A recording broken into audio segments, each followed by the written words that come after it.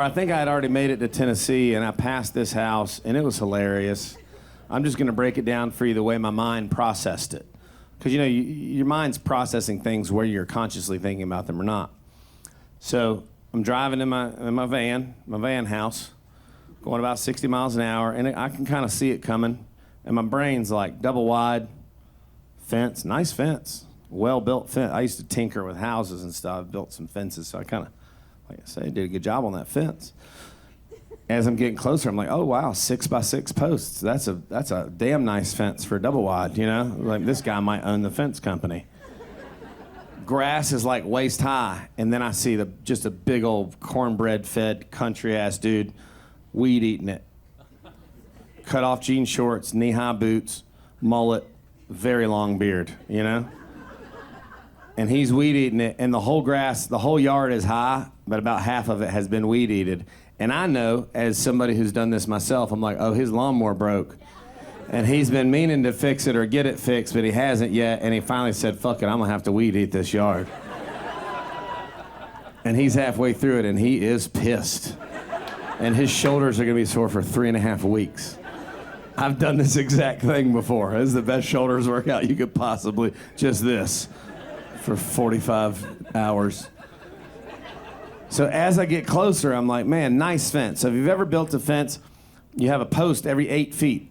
You gotta have at least a 4x4 post, but if you're a baller, you got a 6x6 post. And this guy had 6x6 posts. Normally on a fence post, you put a little cap on it, maybe a wooden cap, maybe copper if you're rich, who knows. This guy took it an extra step. He went a little further, and I appreciated the effort. He had a birdhouse on every single fence post. That's not even the funny part. I thought that was sweet, personally. I was like, look at this big-ass, giant, country-ass dude loves birds. I think that's nice. I think that shows a sensitive side. I also love birds. I love birds, I love wildflowers, I have bird feeders and bird houses, love birds. And so I was like, I think this is sweet. This guy's a sweet guy. I was immediately conflicted because the birdhouses were all painted like a rebel flag. Loves birds, hates people with a tan. I immediately felt inner turmoil. And I could not stop laughing. I was like, why do you need a rebel flag birdhouse every 8 feet all the way around your double wide? I want to let people know where I stand. I'm very into heritage, not hate. That's what they say, right? Heritage, not hate. I'm like, I am seeing a real pattern here. People that love heritage also love trailers. What a coincidence. All these history professors living in mobile homes. I never would have guessed it. But I turned around and I had to, you know. I passed that, I laughed for about a minute, and I was like, I gotta go back. So I did a U-turn. And if you follow me online, you know that I sometimes dress up in little costumes and imitate these folks. So I always have a little something close by. On this particular day, I had a hat that I had gotten at a gas station years before. I paid $11 for it. The hat is black. The flames on the bill are red. It just has flames on the whole bill. And it's got a cartoon lady in a bikini straddling a motorcycle like this. And it says, ride it like you stole it. I got it for $11 at a gas station years ago. It's been in multiple videos. But I was like, here we go. I put that hat on and I turned around. I went back, I pulled into the driveway. It took him a minute to see me. He was weed eating his heart out, you know? And he stopped, he just goes, what? I put my voice on. I said, hey, buddy, I love them birdhouses, man. He goes, thanks, man. I said, you build all them? He said, hell yeah, I built the fence too. I was like, man, they're bad as hell. Did you paint them too? He said, yep, me and my girl painted all of them. I said, you got any extra ones that you'd be willing to sell, or is this just your personal stash?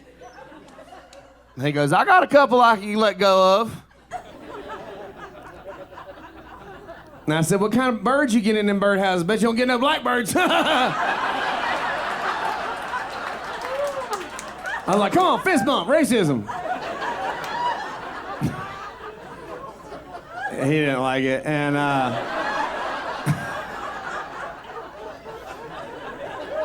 I just said, man, I love your beard, dude. That's longer than a list of reasons you're unaware that you vote against yourself. And then I put my foot on the gas and the brake at the same time, put it in reverse so I could make a quick getaway, and I said, Donald Trump's a pedophile, and I just pulled out of the driveway. Backed out and hauled out. He shot at me, but he only got one of my tires. I love the South, and I feel like I can talk shit about it because of my redneck resume that I mentioned earlier in the show. But I don't want other people to talk shit about it, you know? I don't want people from other places to talk shit about the South, and they do it to me a lot. I was in Portland, Oregon not long ago, and a lady comes up after the show, after I've done much of this same material, and she goes, "Are you really from the South?" And in my head, I was like, "No, dumbass, I just talked about it for 20 minutes to trick you. I'm a stinker." But I'm a polite Southern man, so I was like, "Yes, ma'am." And then she goes, "I feel like Southerners are stupid." And I was like, "Oh shit, you said that out loud to my face." So you're supposed to think that quietly inside your own mind by yourself. Bless your heart.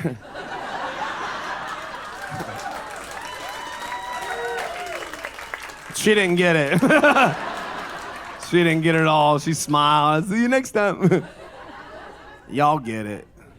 If you're not from here, let me tell you, bless your heart has two meanings. It either means I'm really sorry about your grandmother or go fuck yourself. And I meant it the second way. She didn't get it. She didn't understand. Like, what a crazy thing to say. All Southerners are stupid. You know, that pisses me off because I feel like at least 20% of us are not. I've read like 15 books, you know what I mean? Like, just enough to not be gay. It's crazy. But I think these people are in other parts of the country. I think sometimes they think that Southerners are stupid because of like history and facts and stuff. But, and like statistics and stuff, but also, and like our voting record and stuff like that, but also, but they haven't been here. They haven't been to all the cool, amazing cities in the South. You know, we got New Orleans and Austin and Nashville and Asheville. We got Miami. We got the Gulf of Mexico, and you can just get an applause break for saying a fact now. That's what a weird time to be alive. My whole comedy special should just me saying like common sense things. Standing ovation. Russia's not your friend. Vladimir Putin's not gonna come to your birthday party at the bowling alley, you dumb fuck. Democracy is good. We should be nice to our allies. We should not start trade wars with our closest neighbors. It's like, what they think about, I'm getting off track here, but think about this. They're like, we should piss off all our neighbors and all of our allies and then start a trade war with the other superpower. Let's defund the veterans and take money from the senior citizens that they paid into their entire lives. It's like, it's just like fucking every system in the country. It's like they're like anti-democracy, anti-allies, anti-veterans. It's like, that's all American shit. You know, what are you gonna do next week? Kick a bald eagle in the dick? What are you doing?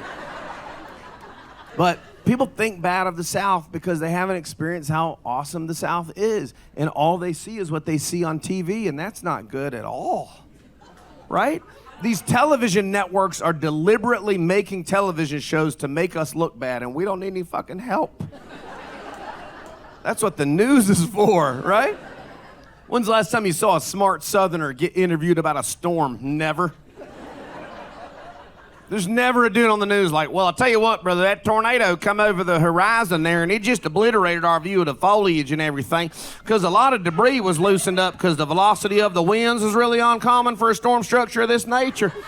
And I don't know how familiar y'all are with them, but the whole thing was really exacerbated by the level of precipitation that was coming down that evening, and we just felt fortunate to have extricated ourselves from the structure when we did, you know, and I think the storm's going to be detrimental to the community, but in the long run, I think you'll see a lot of synergy as the citizens pull together to rebuild.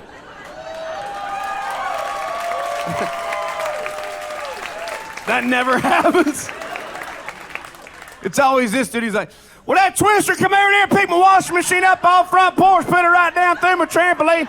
It damn near killed my dog and knocked me plumb out. I woke up next morning, I was like, Misty, where'd my Camaro? Fuck.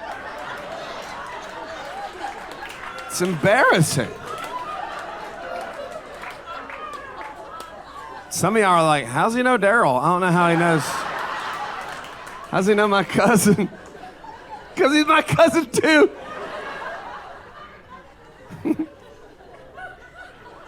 You know the shows I'm talking about, right?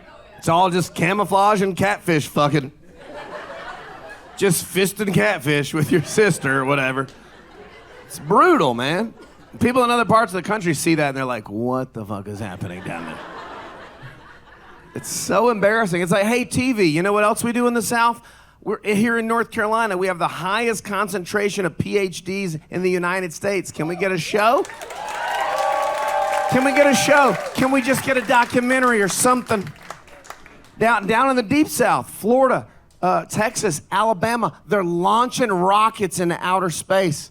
Can we get a show about the rockets? Like, no, they're gonna race an alligator down here. We gotta be in the swamp today, maybe.